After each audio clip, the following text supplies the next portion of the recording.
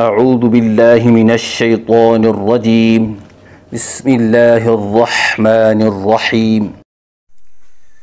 تختی نمبر 4 حرکات کے بارے میں ہے۔ حرکات کی پہچان اس طرح کروائیں کہ حرف کے اوپر جو حرکت ہوتی ہے اس کو زبر کہتے ہیں، اور حرف کے نیچے جو حرکت ہوتی ہے اس کو زیر کہتے ہیں، اور حرف کے اوپر جو مڑی ہوئی حرکت ہوتی ہے اس کو پیش کہتے ہیں۔ جس حرف کے اوپر حرکت ہو اس کو متحرک کہتے ہیں۔ متحرک حرف کو پڑھنے کا طریقہ یہ ہے کہ بچے کو یہ بتائیں کہ اس میں 2 چیزیں کرنے کے ہیں اور 3 چیزیں نہ کرنے کے ہیں۔ کرنے کی چیزیں یہ ہیں: نمبر 1 جلدی پڑھنا، نمبر 2 معروف پڑھنا۔ نہ کرنے کی چیزیں یہ ہیں: نمبر 1 لمبا نہیں کرنا، نمبر 2 جھٹکا نہیں دینا، نمبر 3 مجہول نہیں پڑھنا۔ الف کا قاعدہ: الف ہمیشہ خالی ہوتا ہے، اگر اس کے اوپر کوئی حرکت یا جزم آ جائے تو وہ الف نہیں بلکہ حمزہ پڑھا جاتا ہے۔ ان قواعد کو یاد کروانے کے بعد ان کا اس طرح جائزہ لیں۔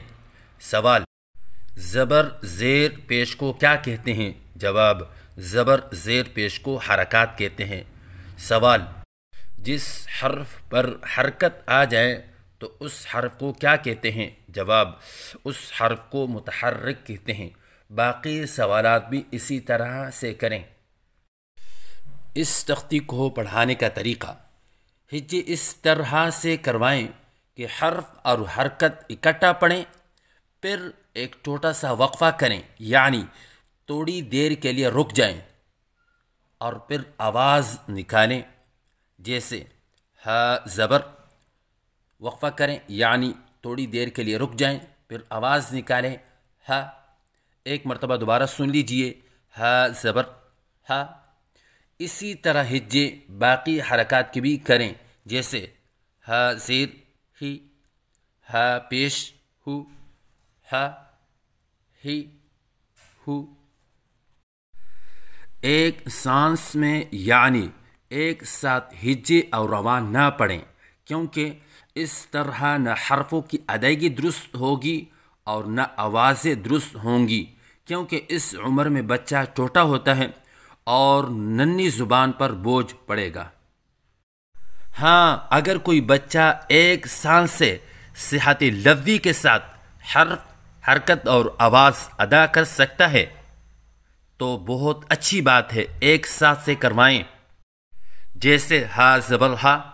اگر نہیں کر سکتا تو پھر الگ الگ سے کروائیں، جیسے ہا زبر ہا۔ اور ہجے کرواتے وقت تیز رفتاری سے استاد کام نہ لیں، بلکہ پورا حرف اور پوری حرکت پڑھیں اور واضح کر کے پڑھیں، آدھا آدھا نہ پڑھیں، جیسے کاف زبر کا کو کا زر کا پڑھتے ہیں، جو کہ غلط ہے، اور یہ انداز بعض دیہاتوں میں پایا جاتا ہے۔ حرکات والی تختی کو ختم کروانے کے بعد مختلف حرفوں کی آوازیں پوچھیں، مثلا ہا، خو، ع، کو، لو، نو، جی، شی، تی۔